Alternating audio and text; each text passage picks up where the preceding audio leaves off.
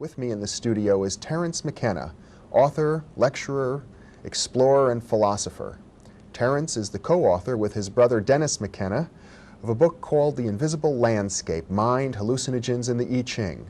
He's also the co-author of Psilocybin, Magic Mushroom Grower's Guide.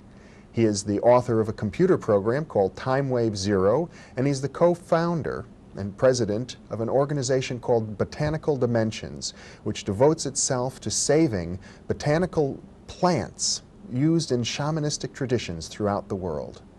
Welcome, Terence. It's a pleasure to be here. It's a pleasure to have you here.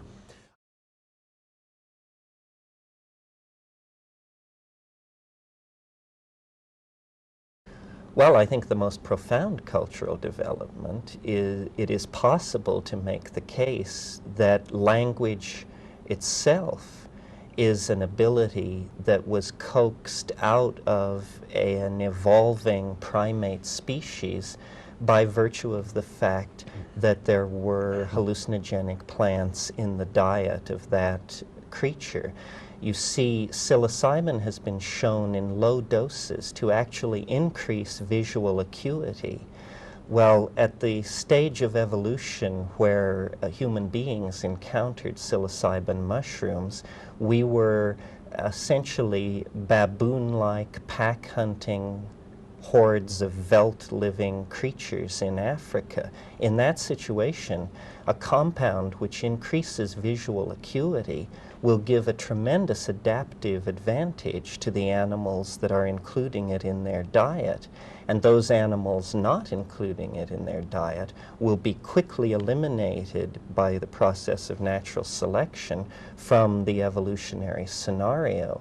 So it's possible to argue that this mind-manifesting quality of the psychedelics actually conferred an evolutionary advantage on certain primates who then were able to bootstrap themselves to higher and higher states of reflective self-awareness. This may lie behind the very early coincidence of cattle, goddesses, and mushrooms in the apparent obsessions of early man as reflected by the cave paintings on the Algerian plateau and in southern France and Spain. We always find the notion of the mystery circa 18,000 years ago connected with the idea of cattle, and we always find the cattle connected with the notion of the great goddess. Now, it may be that the hidden and third member of this trinity was a hallucinogenic mushroom of some sort. We've got only about 2 minutes left, but I wonder what the connection, I don't quite see it, between the mushroom, the cattle, and the goddess. The mushrooms grow in the manure of the cattle.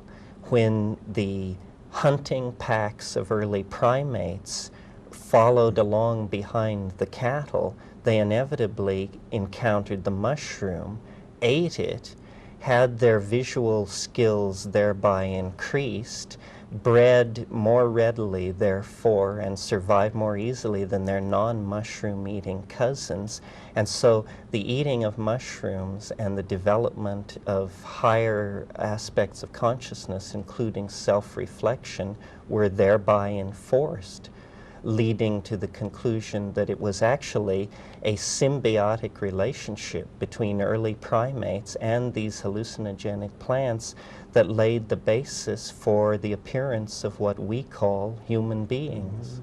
Well, Terence McKenna, this is a very interesting discussion. You seem to be suggesting that our evolution, I suppose, from the animal kingdom into the human kingdom itself was catalyzed or triggered by our encounter with these hallucinogenics. And yes, we are an ape with a symbiotic relationship to a mushroom, and that has given us self-reflection, language, religion, and all the spectrum of effects that flow from these things. yeah, and one can only wonder how these hallucinogens might affect our future evolution as well.